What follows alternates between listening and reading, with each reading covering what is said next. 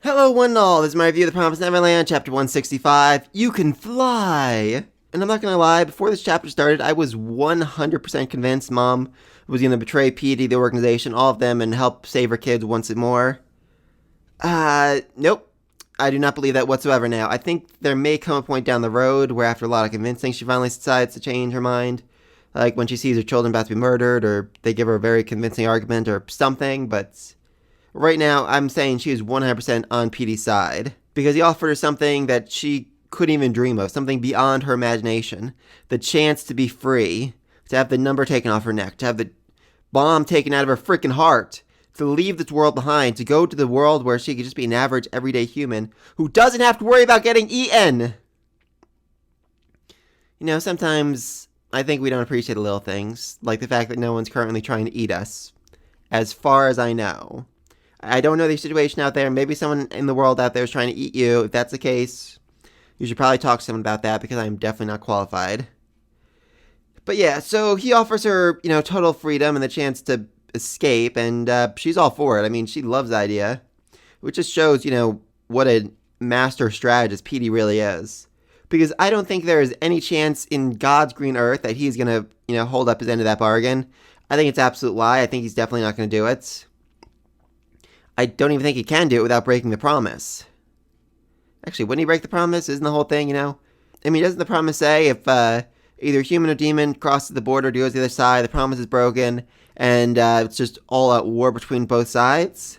So that would mean either Mom doesn't know about the promise, or her total freedom doesn't involve leaving this world and involves just staying in the demon world, but as a freed woman who doesn't have to stay in Gracefield. I'm actually not sure about that. That's going to be interesting. I'm curious to see what exactly it is she wants. Because if the freedom that he's promised her is in fact her leaving the world, then the kids can very easily go to her and say, no, if you do that, you'll break the promise and everything will go to heck. At which point she'll be like, oh, okay, then I'm going to switch sides. Hopefully a little more emotional than that, but we'll see.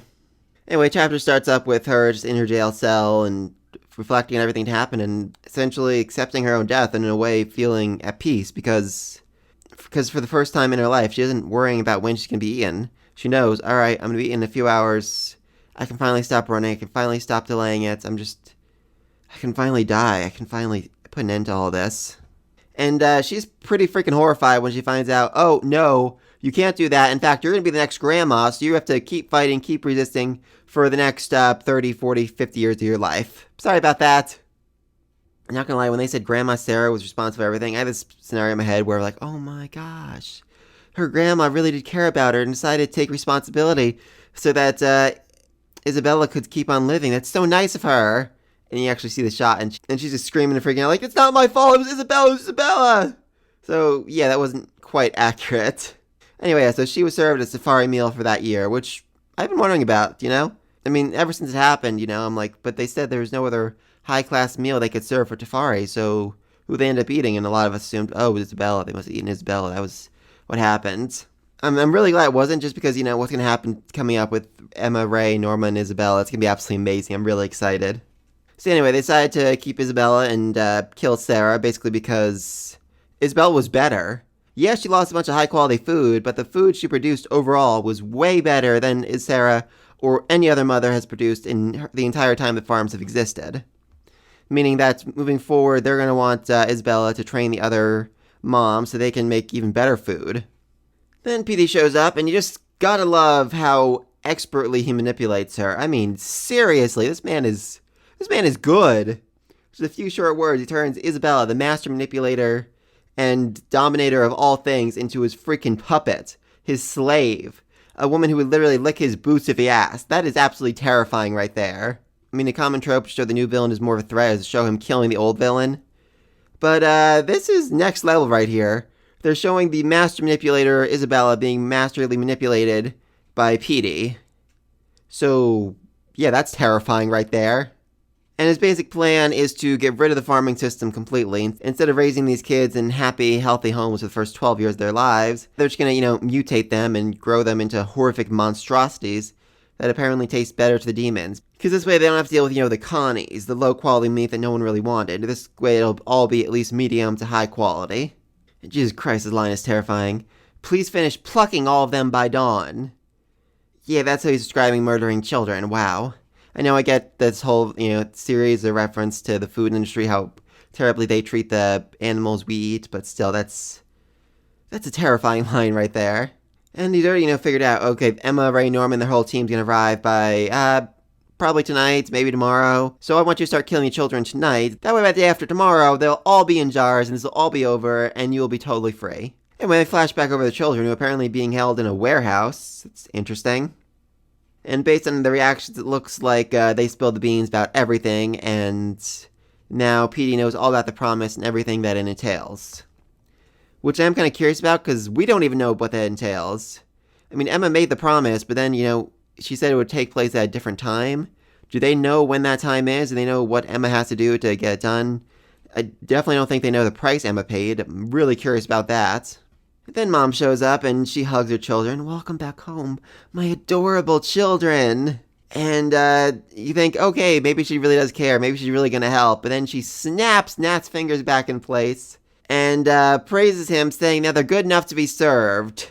And they're going to choose the first 10 to dispose of right here, right now.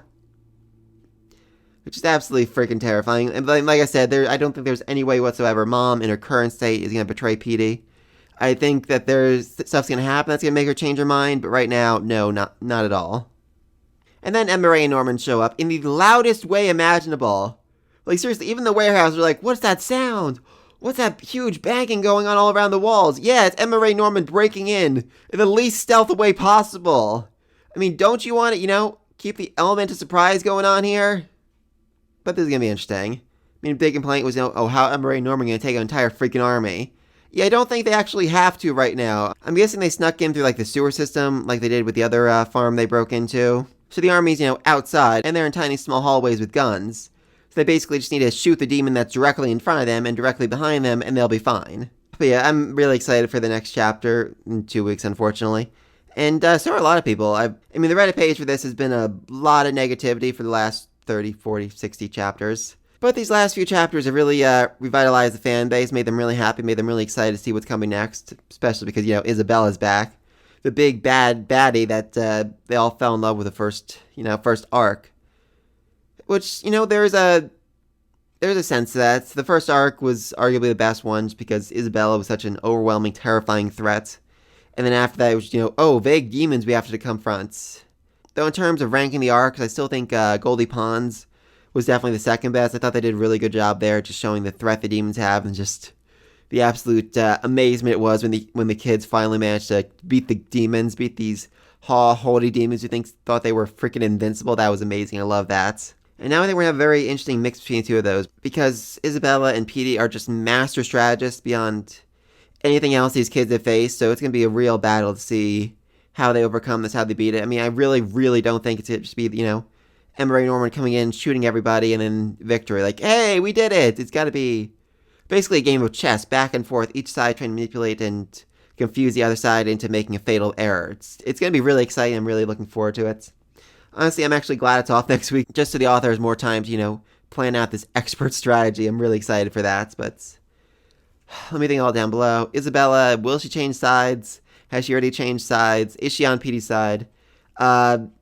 Do you think she's convinced that she can go to the other world? Or do you think she's convinced that she can become one of the elites, one of the humans that aren't food? Because I'm definitely thinking no matter what, Petey lied to her about what he can give her, and he's definitely not going to give it to her. Let me think it all down below. Be sure to like, subscribe to the next video. Oh, actually, final thought. I almost forgot about this. They said they were testing out the Lambda techniques in Gracefield.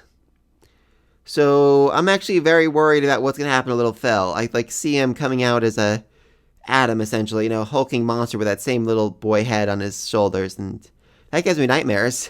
So yeah, for real this time, be sure to like, subscribe to the next video. Until then, peace.